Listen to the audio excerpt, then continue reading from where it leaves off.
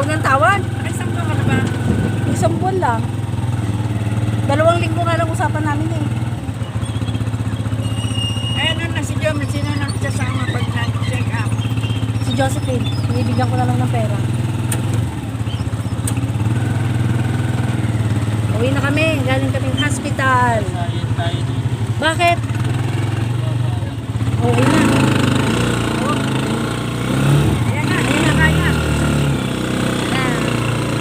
Tricycle. Bye-bye, hospital. Kailan daw labas si Kuya? Tinatanong ko na ba mo? Hindi ko kaya nilipat sa room.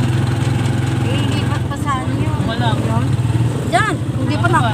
Dito sa kanto. Ayoko. Dito na lang ako. Ayan, Tatawag tatawa ka na.